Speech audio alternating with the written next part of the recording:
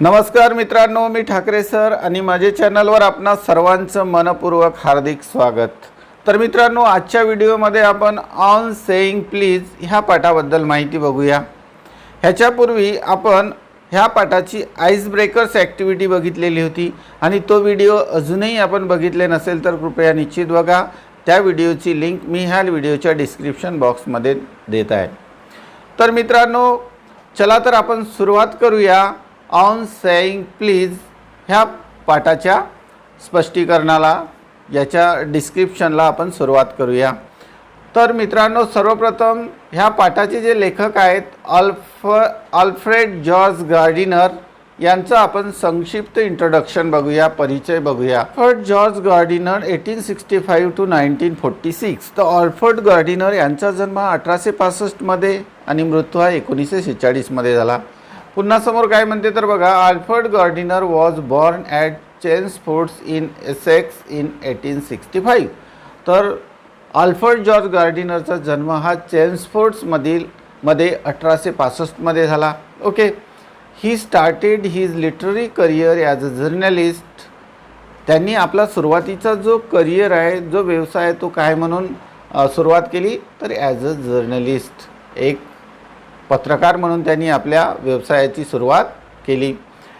At the age of 37 he was appointed editor of the daily News London Daily News London. तर बघा काय म्हणते, at the age of 37 म्हणजे त्यांनी वयाच्या 37व्या वर्षी ही was appointed editor of the daily News London. तर लंडनमधील एका डेली न्यूजमध्ये त्यांची अपॉइंटमेंट झाली, काय म्हणून, ॲज अ एडिटर म्हणून। Okay, next, under the pseudonym pen name alpha of the plug, म्हणजे एक त्यांनी अंडर द सिडोनाइममध्ये, आता सिडोनाइम बघा याचा जो पी आहे हा सायलेंट आहे। ओके, तर ह्या त्यांचा जो पेन नेम म्हणजे कोणता, अल्फा ऑफ द प्लग, ह्या पेन नेमच्या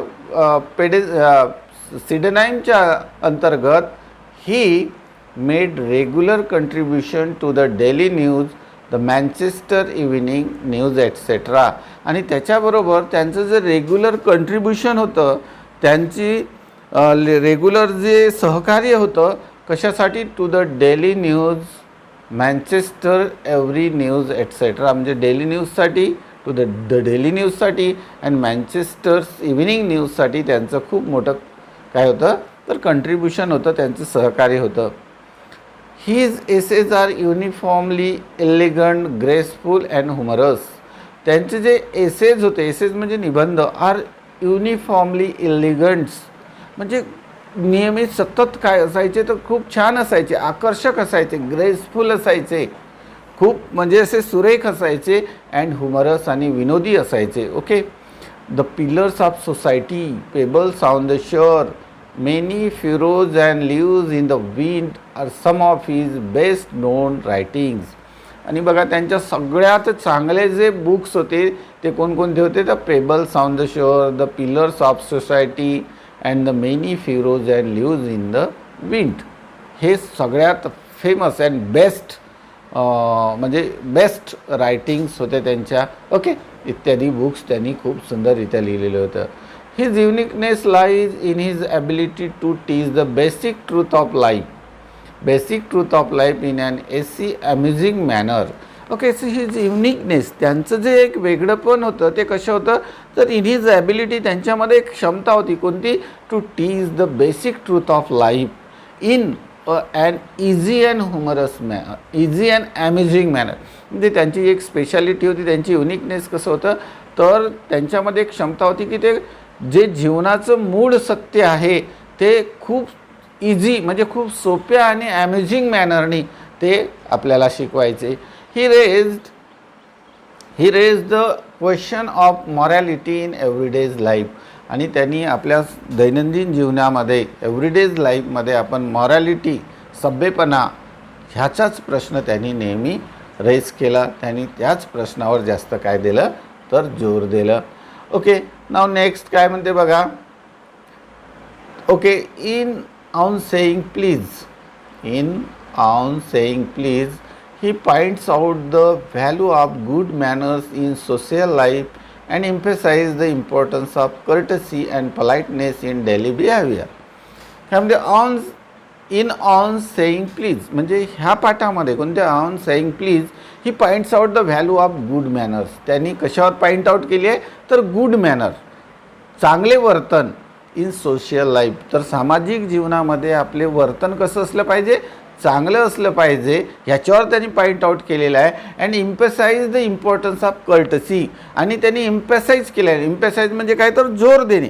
त्यांनी कशावर जोर दिलेला आहे तर importance of courtesy and politeness in daily behaviour. म्हणजे रोजच्या वागणुकीमध्ये आपलं जे कर्टसी आहे, आपलं शिष्टाचार आहे आणि प्रामाणिकपणा आहे, सभ्यता आहे, याच्यावर त्यांनी हे किती महत्त्वाचं आहे याच्यावर त्यांनी काय दिलेलं आहे, जोर दिलेलं आहे.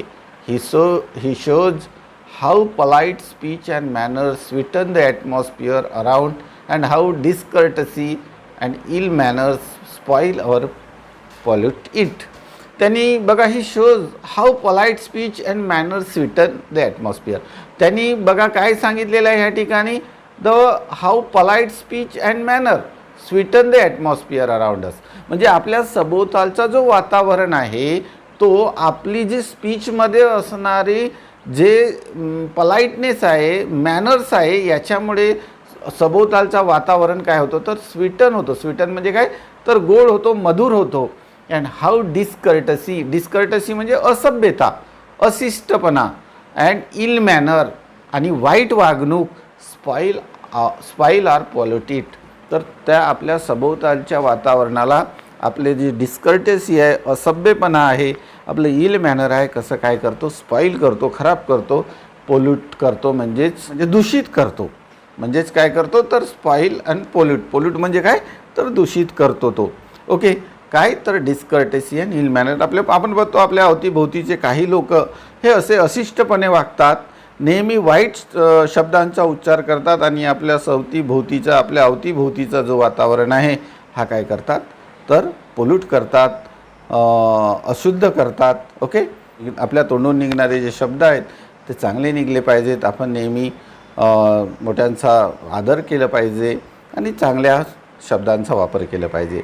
तर हे ह्या पाठामध्ये त्यांनी सांगितलेलं आहे. तर चला मित्रांनो आपण सुरुवात करूया मुख्य पाठाला. ओके, तर काय म्हणते बघा, the young liftman in a city office who threw a passenger out of his lift the other morning and was fined for the offence was undoubtedly in the wrong. तर बघा, the young liftman in a city office म्हणजे एका city ऑफिसमधला एक तरुण liftman. हू थ्रीव means थ्रोचा काय आहे past tense. हू थ्रीव की ज्यानी फेकलं कुणाला, passenger out of his lift, एका पॅसेंजरला आपल्या लिफ्टच्या बाहेर फेकून दिलं.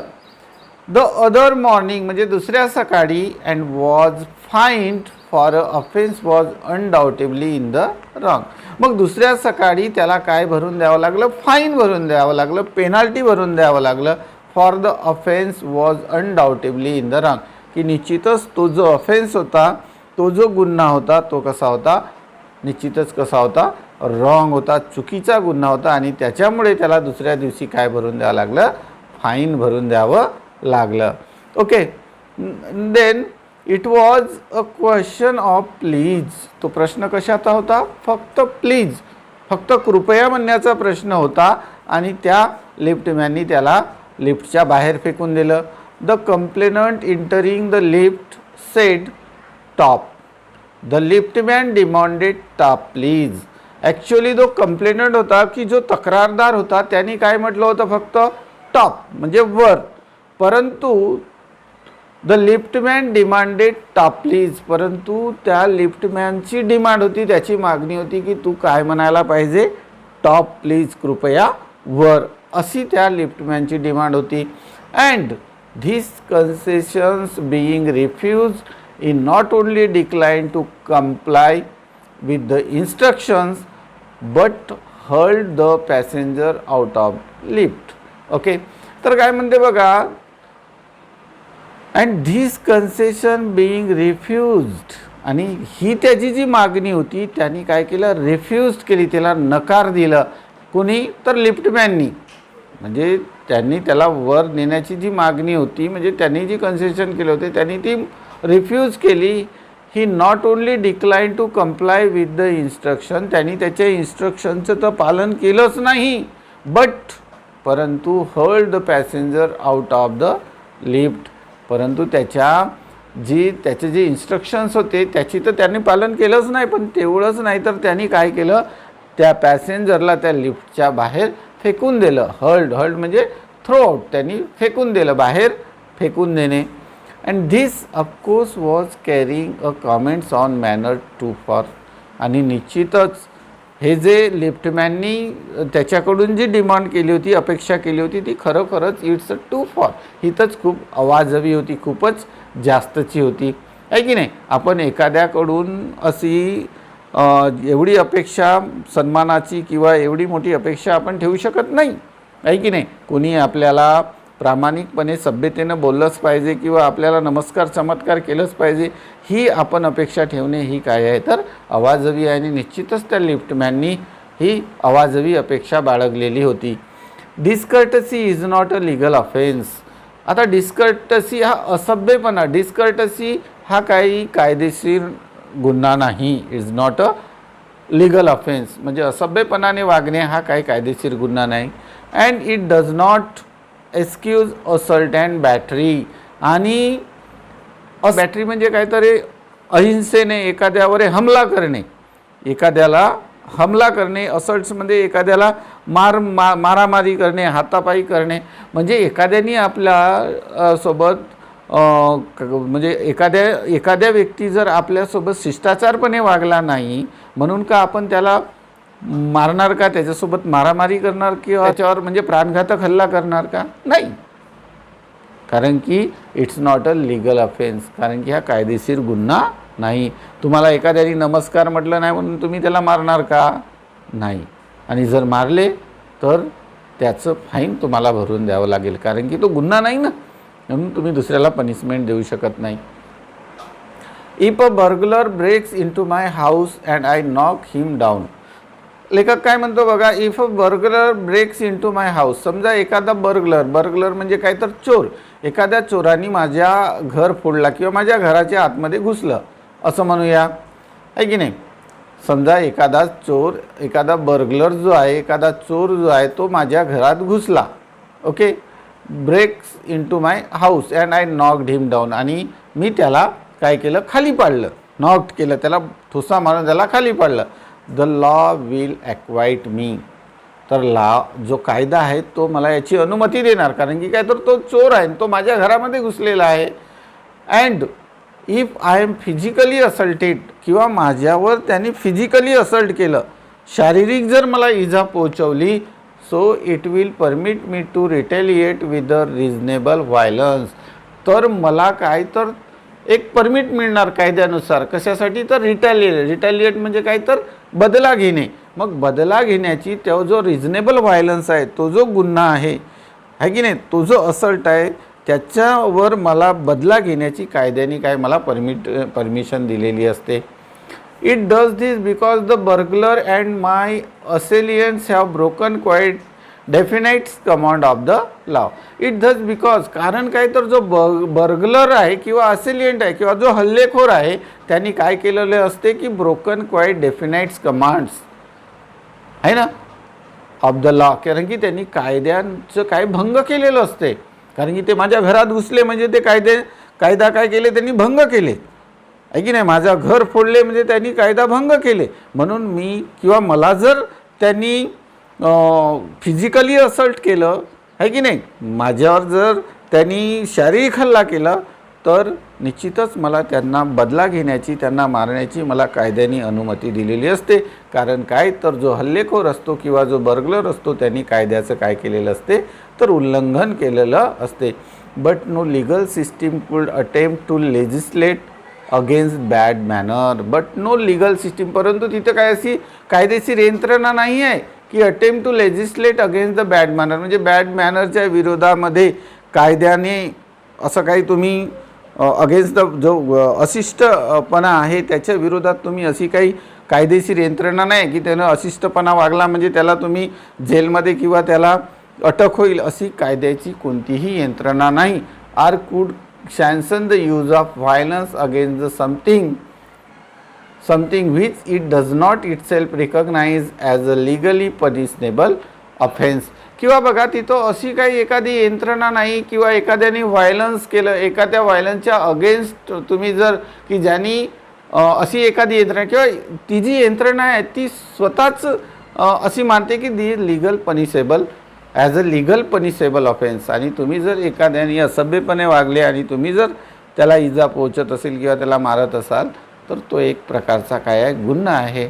आणि it does not itself recognise की ती यंत्रणाच अशी स्वतः मानत नाही as a legally punishable offence की हा कायदेशीरनुसार काय आहे, गुन्हा आहे अशी तीच यंत्रणाच मानायला तयार नाही. म्हणून तुम्ही कुणासोबत किंवा कोणी आपल्यासोबत असभ्यपणाने वागले म्हणजे तो कायदेशीर गुन्हा नाही किंवा तुम्ही त्याला इजा पोहोचवू शकत नाही किंवा तुम्ही त्याला मारू शकत नाही किंवा तुम्ही त्याची रिपोर्टसुद्धा देऊ शकत नाही असं लेखकाला या ठिकाणी म्हणायचं आहे. ओके, नेक्स्ट काय म्हणते बघा. Okay, and our sympathy with the lift man we must admit that he laws is reasonable. बघा जर आपण त्याच्याबद्दल जर सिम्पॅथी दाखवली, सहानुभूती दाखवली कोणाबद्दल की जो लिफ्टमॅन आहे, ठीक आहे, तर लिफ्टमॅनबद्दल आपण जर सहानुभूती जर दाखवत असू, we must admit that the law is reasonable. परंतु आपण कायद्याला तर मानलंच पाहिजे, कायदा तर हा सत्य आहेच. ठीक आहे, आपण म्हटलं की हा जो लेफ्टमॅन आहे हा त्याला आपण तो सिम्पॅथी दाखवू, त्याच्याबद्दल सहानुभूती दाखवू, पण कायदा तोडलेला आहे की नाही. We must admit that the law is reasonable, परंतु आपण कायद्याला नाकारू शकत नाही. And it would never do if we were at liberty to box people's ear because we did not like their behaviors or the tone of their voices or the scroll on their faces. बघा तर काय म्हणते की it would never do if we were at liberty to box people's ears. म्हणजे it would never do if we were a liberty म्हणजे काय तर स्वातंत्र्य, म्हणजे आपल्याला लोकांना बॉक्स म्हणजे मुक्का मारण्याचं स्वातंत्र्य काय मिळालेलं नाही. इट वुड नेवर डू, आपल्याला असं स्वातंत्र्य मिळूच शकत नाही. Because we did not like their behaviour, समजायला आपल्याला एखाद्याचं बिहेवियर आवडलं नाही. Or the tone of their voices, किंवा त्याचा आवाज आवडला नाही किंवा तो मोठ्यानं जर ओरडत असेल आणि हे जर आवडलं नाही. Or the scroll on their faces, किंवा एखाद्या च्या चेहऱ्यावर स्क्रोल म्हणजे एक्सप्रेशन और अँगर, किंवा त्याच्यावर चेहऱ्यावर काय राग आहे, तो दुःखी आहे, मग असं जर आवडलं नाही तर आपण त्याला काय बॉक्स मारू का. अशी आपल्याला लिबर्टी म्हणजे असे आपले स्वातंत्र्य दिलेलं आहे का कायद्यानं. नाही. ठीक आहे, नाही हा मग व्यक्तीचा चेहरा आवडला नाही मग मार त्याच्या तोंडावर एक, असं करणार का. नाही. आपल्याला एखाद्याचा आवाज आवडला नाही किंवा तो जोरानं ओरडला म्हणून आपण त्याला मारणार का, असं कुठंही नाही.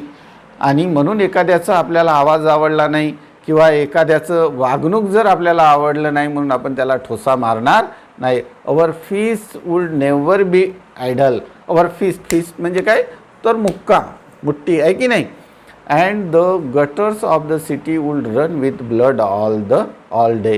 आणि असं जर झालं तर बघा काय होईल. The gutters of the city म्हणजे सिटीचे जे गटर्स आहेत, ज्या नाल्या आहेत त्या काय would run with blood all day. आता दिवसभर ते ज्या नाल्या कशानं वाहतील तर रक्तानं वाहतील. जर आपल्याला अशी जर अनुमती मिळाली की जर आपल्याला एखाद्याचा चेहरा आवडला नाही मारा, एखादा जोराने बोलला म्हणून मारा, एखाद्याचं बिहेवियर आवडलं नाही म्हणून मारणार, तर काय होणार तर सिटीतले संपूर्ण गटारं कशानं वाहतील तर ब्लडनं वाहतील. आणि असं कायद्याने कुठंही आपल्याला अनुमती दिलेलं नाही. I may be as uncivil as may I please and the law will protect me against violent retaliation. मग असं नाही म्हणून आय मे बी ॲज अनसिव्हिल म्हणून मी का अनसिव्हिलपणे वागणार का, अनैतिकपणे वागणार का. As may please and the law will protect me, की जो लॉ आहे जो कायदा आहे तो मला प्रोटेक्ट करतो म्हणून मी कोणालाही शिव्या घालत बसणार का, कुणालाही वाईट शब्दात बोलणार का? मी ॲक्वाईट व्हायलन्स रिटेलिएशन म्हणजे मी एखाद्याचा बदला घेण्यासाठी म्हणजे कुणालाही शिव्या देत बसणार का?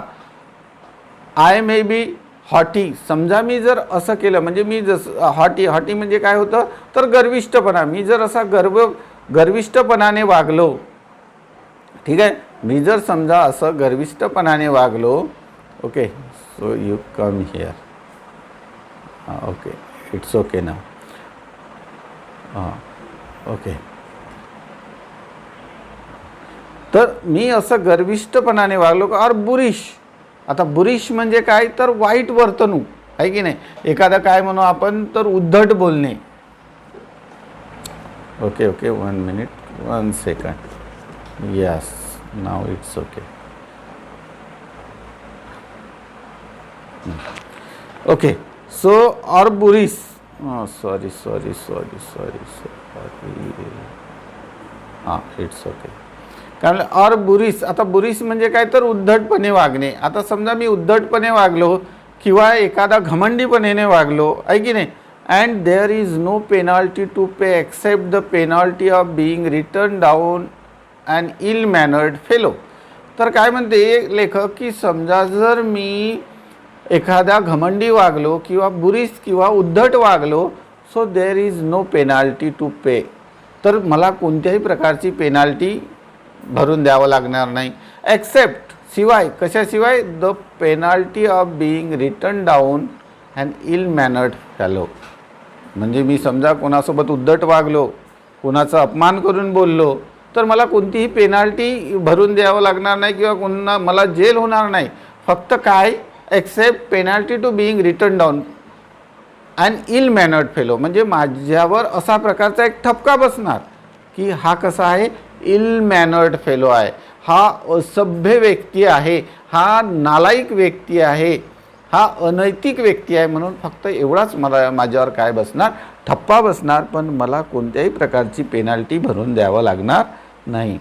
मित्रांनो, मी असं म्हणजे वर मान करून का बघतो? कारण की माझ्या चष्म्यातून मला असं केल्याशिवाय बरोबर हे दिसत नाही आणि त्याच्यामुळे मी वर मान करतो. नाहीतर तुम्ही म्हणणार की सर असे वर का बघतात? So there is something problem, okay, so that is why my neck is upside, okay, so sorry for that. The law does not compel me to say please or to attune my voice to other people's sensibilities any more than it is says that I shall not wax my mustaches or dye my hair or wear ringlets down my back. बघा काय म्हणते, the law does not compel me to say please or attune, म्हणजे कायदा मला please म्हणायची जबरदस्ती करू शकत नाही, आहे ना, माझ्यावर जबरदस्ती करू शकत नाही. मी प्लीज म्हणेन, नाही तर नाही म्हणणार. कायदा असा कुठेही कायदा नाही की तू प्लीज म्हणलंच पाहिजे, तर कायदा हा माझ्यावर प्लीज म्हणण्याची जबरदस्ती करणार नाही. My voice to others people sensibilities any more, किंवा मी लोकांच्या भावनेस म्हणजे सेन्सिबिलिटी ओळखूनच त्यांच्यासोबत वागलं पाहिजे, त्यांच्या भावनेचा कदर केलीच पाहिजे, असं मला कायदा काही कंपल्सरी करू शकत नाही. The law is not compel me to say please or attune my voice to others people's sensibility, किंवा इतर लोकांसोबत मी सभ्यपणाने वागलं पाहिजे असं मला कायदा हा कंपल्सरी करू शकत नाही. Okay, it says that I shall not wax my moustaches. तो काही म्हणू शकत नाही की मी माझ्या मस्टॅचेस काही सेव्ह केल्याच पाहिजे, असं माझ्यावर कायदा काही बंधन घालू शकत नाही किंवा कंपल्सरी करू शकत नाही. डाय माय हेअर्स, मी माझ्या केसांना डाय केलंच पाहिजे, आहे की नाही, हा असं सुद्धा मला कायदा कंपल्सरी करू शकत नाही. Or wear ringlets down my back, किंवा माझ्या पाठीमागे रिंगलेट्स म्हणजे काय म्हणू आपण त्याला, ते केसांच्या वेण्या किंवा लटा म्हणू, आहे की नाही, तर ते केलं पाहिजे असं मला कायदा काही जबरदस्ती करू शकत नाही. So it does not recognize the laceration of our feelings as a case of compensation. मग कायद्याच्या दृष्टीने आपले जे फिलिंग्ज आहेत म्हणजे भावना, लॅसेरेशन म्हणजे वेदना, म्हणजे आपल्या भावना दुखावणे हा कायद्यानुसार आपला कंपेन्सेशन म्हणजे काय, भरपाईचा खटला होऊ शकत नाही, आहे की नाही. And there is no allowance of moral and intellectual damage in this matter. आणि अशा मॅटरमध्ये आपल्याला बौद्धिक हानी झाल्याची किंवा त्याचा आपल्याला मोबदला अलाउन्स आहे, देअर इज नो अलाउन्स, ते आपल्याला तिथं अशा प्रकारचा कोणता मोबदलासुद्धा मिळत नाही. समजा एखाद्याने तुमचे इंटेलेक्च्युअल डॅमेज केलं, बौद्धिक हानी केली किंवा तुमची मानसिक दुखापत केली, म्हणून तुम्हाला त्याच्याकडून अशा कोणत्याही प्रकारचा अलाउन्स मिळत नाही. किंवा जर कायद्यानुसार तुमचे कोणाच्या भावना दुखावल्या गेल्या म्हणून तुम्हाला तिथं कंपेन्सेशनसुद्धा मिळणार नाही, असं कायद्यामध्ये कुठेही उल्लेख नाही. Okay, I hope you might be understood. Now next,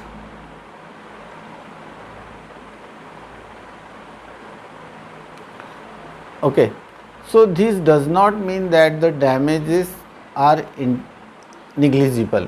मग याचा अर्थ असा नाही की जे नुकसान आहे, जे डॅमेजेस आहेत त्याला आपण निग्लिजिबल केलं पाहिजे, त्याच्याकडे दुर्लक्ष केलं पाहिजे. कोणी आपल्याला काही म्हणू, आहे की नाही, कोणी आपल्याला उद्धट बोलू म्हणून आपण त्याच्याकडे दुर्लक्ष केलं पाहिजे का.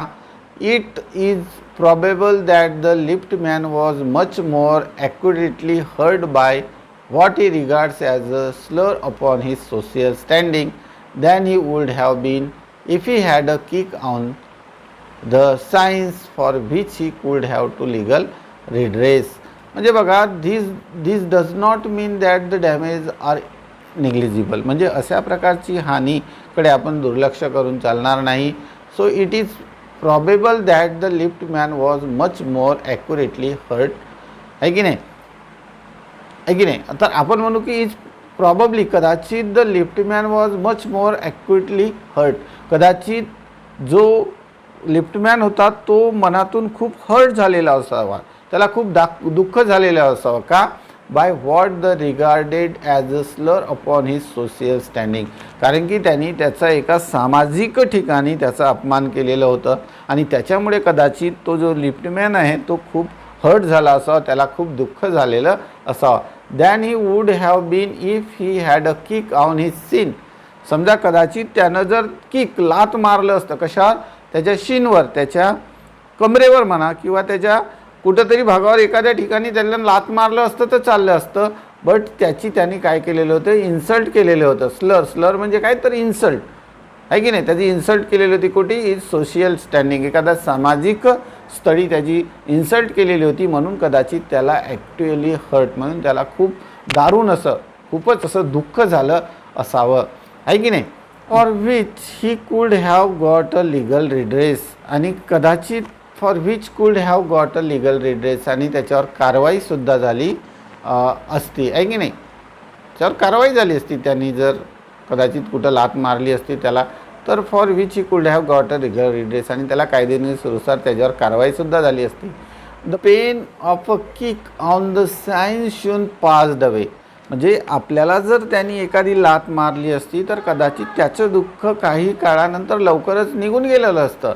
But the pain of a wound to a self respect, परंतु आपल्याला आत्मस्वाभिमानाला, म्हणजे आपल्या स्वाभिमानाला झालेली जी इजा आहे ती लवकर निघत नाही. आर व्हॅनिटी मे पायझन होल डे, आणि आपल्या स्वतत्वाला काय, स्वतःला, आहे की नाही, स्वतत्वाला काय, तर मे पायझन होल डे, आणि संपूर्ण दिवस आपलं दिवस कसं गेलेलं असतं, आपलं म्हणजे पायझन झालं असतं, म्हणजे विष कालवल्यासारखं वाईट गेलेलं असतं, असं आपण ह्या ठिकाणी म्हणू शकतो. Can imagine that liftman denied the relief of the throwing the author of his wound out of the lift, आणि मी कल्पना करू शकतो की जो लिफ्टमॅन होता त्यांनी जो त्या असभ्य माणसाला बाहेर फेकून दिलं, आहे की नाही, and his wound out of the lift, आणि त्याला ज्यांनी बाहेर फेकून दिलं, brooding over the insult by the our, आणि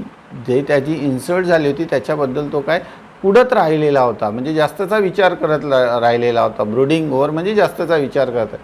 अँड व्हिजिटिंग हिज वाईफ, आणि तो आपल्या पत्नीला जाऊन भेटला असेल कधी, in the evening as the only way to restoring his equilibrium, म्हणजे आपले दुःख, आपल्या मनाचे संतुलन चांगले करण्यासाठी तो आपल्या पत्नीला जाऊन भेटला असावा आणि आपले संपूर्ण दुःख तिच्यासमोर त्यांनी सांगितलेले असावे. For there are a few things more catching the bad temper and bad manner. आणि तिथं अशा काही गोष्टी आहेत की फ्यू थिंग्स कशासाठी, to catching than bad temper and bad manner, की ज्याच्यामुळे आपल्याला बॅड टेम्पर म्हणजे वाईट सवयी, वाईट गोष्टीची काय लवकर कॅचिंग म्हणजे लागण होत असते, अशा काही गोष्टी आहेत. Wien sir Anthony absolute bullied captains absolute. आता बघा, बुलिड म्हणजे काय तर धमकावणे. म्हणजे जेव्हा अँटनी ॲब्सोल्यूटनी कोणाला धमकावले, कॅप्टन ॲब्सोल्यूटला धमकावले. The letter went out the bullied his man Fag. त्यानंतर काय झाला तर तो जो ॲब्सोल्यूट होता तो गेला आणि आपल्या बुल्लीड आणि त्यांनी धमकावलं कोणाला, हिज मॅन, त्याच्या माणसाला, ते की ज्याचं नाव काय होतं, Fag. Whereupon Fag went out the downstair and kick the page boy. आणि त्यानंतर काय झालं तर हा जो फॅग आहे हा खाली उतरला, डाऊनस्टेअर आला आणि त्यांनी आपल्या पेज बॉयला काय मारलं, किक मारलं, लात मारलं. The man who said top to the lift man was really only getting back on his employers who had not said good morning. बघा, तर प्रॉब्ली काय झालं असावं की जो टॉप म्हणणारा जो होता तो व्यक्ती कोणाला, लिफ्टमॅनला, was really only getting back to employers who had not said good morning, की त्याच्या ज्या एम्प्लॉयर्सनी त्याला गुड मॉर्निंग म्हटलं नसावं, आहे की नाही, किंवा त्याच्या बॉसनी त्याला गुड मॉर्निंग म्हटलं नसावं आणि त्याच्यामुळे त्याचा राग म्हणून त्यांनी त्याला फक्त टॉप म्हटलं असावं. To him because himself had been hen pack to the breakfast by his wife. आता हेन पॅक म्हणजे काय होतं, एक प्रकारचा त्याचा अर्थ होतो पत्नी पीडित, किंवा त्याच्या पत्नीनं त्याला ब्रेकफास्ट बनवून दिलं नसावं म्हणून तो रागात असावा त्याचा बॉस, आणि म्हणून त्यांनी त्याला गुड मॉर्निंग म्हटलं नसावं. To whom the cook had been insolent because the housemaid had answered her back. किंवा त्याची जी पत्नी होती, तिचा जो कुक होता, हॅड बीन इन्सोलंट. आता इन्सोलंट म्हणजे काय तर उद्धट वागणे, ती उद्धट बोलली असावी. बिकॉज कारण काय, म्हणजे ती आपल्या नवऱ्यासोबत उद्धट बोलली असावी. अँड बिकॉज का तर हाऊसमेड, कारण की तिची जी हाऊसमेड असावी, ॲन्सर्ड हर बॅक, त्याने तिला उलट उत्तर दिलं असावं म्हणून ती आपल्या नवऱ्याशी उद्धट बोलली. आणि नवऱ्याशी उद्धट बोलल्यामुळे तो नवरा आपल्या एम्प्लॉयरशी उद्धट बोलला, म्हणजे त्याला गुड मॉर्निंग म्हटलं नाही. आणि त्याला गुड मॉर्निंग म्हटलं नाही म्हणून त्या व्यक्तीने त्या लिफ्टमॅनला फक्त टॉप म्हटलं. म्हणजे बघा, सगळ्यात म्हणजे जड कोणती आहे तर ही हाऊसमेड, आहे की नाही. ह्या हाऊसमेडनी त्या आपल्या मालकीनला उलट उत्तर दिलं म्हणून त्या मालकींनी आपल्या नवऱ्याला ब्रेकफास्ट दिली नाही, आणि ब्रेकफास्ट न दिल्यामुळे त्यांनी आपल्या एम्प्लॉयरला गुड मॉर्निंग म्हटलं नाही, आणि त्यांनी त्याला गुड मॉर्निंग म्हटलं नाही म्हणून त्यांनी त्या लिफ्टमॅनला टॉप फक्त म्हटलं. तो सुद्धा त्याच्यासोबत प्रामाणिकपणे बोलला नाही, किंवा त्यांनी अशिष्टपणे तो वागला, शिस्तपणे तो त्याच्यासोबत वागला नाही. आणि हा सगळा महाभारत त्या एका मेडमुळे झाला, कोणती, ही हाऊसमेड, एका मोलकरीणमुळे झालं असं आपण म्हणूया. Okay, we infect the worlds with our ill humours, आहे ना. आपल्या अशा असभ्यपणामुळे आपण संपूर्ण जग काय करत असतो तर दूषित करत असतो. Bad manners probably do more to poison the streams of the general life that all the crimes in the calendars. आणि प्रॉबब्ली काय होते तर विशेषतः काय होते तर जे आपले बॅड मॅनर्स असतात, do more poisonous the stream, म्हणजे आपले जे बॅड मॅनर्स असते, जी आपली गैरवर्तणूक असते, तीच आपल्या ह्या समाजामध्ये काय तर विष पसरवत असते. The streams of the general life म्हणजे आपल्या सामान्य जीवनामध्ये काय घोलत असते, विष घोलत असते. काय तर आपलं बॅड मॅनर, आपले असभ्य वर्तणूक. All the crimes in calendars, म्हणजे बघा कॅलेंडर म्हणजे, आता कॅलेंडर म्हणजे काय तर बघा, याच्यामध्ये काय म्हणू आपण, कॅलेंडरमध्ये इथं दिलेलं आहे बघा. कॅलेंडर म्हणजे काय म्हणू शकतो आपण त्याला, हां, calendar means a calendar of cases arrange for trial in court. म्हणजे कोर्टमध्ये जे केसेस असतात त्या केसेसने जेवढा वातावरण प्रदूषित होत नाही, त्यापेक्षा जास्त वातावरण कशाने प्रदूषित होत असतो तर आपल्या बॅड मॅनर्समुळे. कशामुळे? तर बॅड मॅनर्समुळे वातावरण प्रदूषित होत असतो, की जेवढे हिंसा ज्या केसेस क्राईम्स कोर्टात चालत असतात त्यानं आपला वातावरण, आपल्या समाजामधला वातावरण म्हणजे खराब होत नाही, तेवढा आपल्या बॅड मॅनरमुळे, आपल्या असभ्यपणामुळे होते असं म्हणायचं आहे. और a one wife who gets a black eyes from otherwise good nature husband's. Okay, जर एखादा चांगला सदगृहस्थ म्हणजे चांगला नवरा असणारा, सदगृहस्थ असणारा, जर तो आपल्या बायकेला काळे डोळे होईपर्यंत जरी मारत असेल, and there are hundreds who lives in life of the martyrdom under the shadow of morass temper. म्हणजे आपल्या दुःखी अनहॅपी, मोरॅस म्हणजे काय होतं तर अनहॅपी टेम्पर म्हणजे काय तर राग म्हणू आपण, तर ते आपलं मॉर्टियरडम म्हणजे काय म्हणते, जशी एखादी विधवा जर आपले जीवन जगत असेल त्याला आपण मॉर्टियरडम म्हणू, म्हणजे आहे की नाही, विधवेचं जीणं जगत असेल. But all the same the law can not become the Guardians of our private manner. तर आपल्या खाजगी ह्या ज्या प्रायव्हेट मॅनर्स आहेत त्याचं तो गार्डिनियर बनू शकत नाही. काय तर हा जो आपला लॉ आहे, हा कायदा आहे, हा आपलं रक्षण करू शकत नाही, आहे की नाही. म्हणजे पावसानं झोडपलं किंवा नवऱ्यानं मारलं तर आपण कोणाकडे तक्रार करायची, आहे की नाही. तर आपला हा जो कायदा आहे, जर आपल्याला नवऱ्यानं मारलं किंवा आपण जर एखादं मॉर्टियरडमचं जीवन जगत असू एखाद्या पायी, तर हा कायदा आपलं रक्षण करत नाही. अशा प्रकारचा हा काय आहे, कायदा आहे असं लेखकाला म्हणायचं. नो डिकेलॉग्स कुड cover the west area of offences.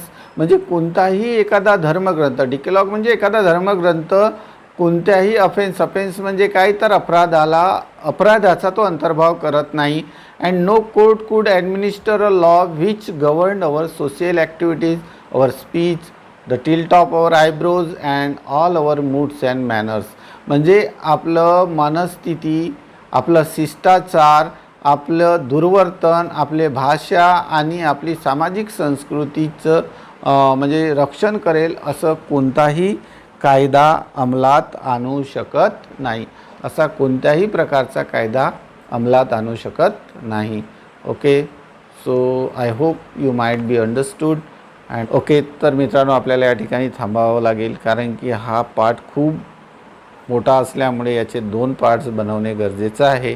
तर या ठिकाणी आपण थांबू आणि भेटूया दुसऱ्या पार्टमध्ये लगेचच. ओके, तर अजूनही आपण माझ्या चॅनलला सबस्क्राईब केलं नसेल तर कृपया सबस्क्राईब करा आणि लाईक बटनला हिट करा. Okay, see you next video. Thank you very much.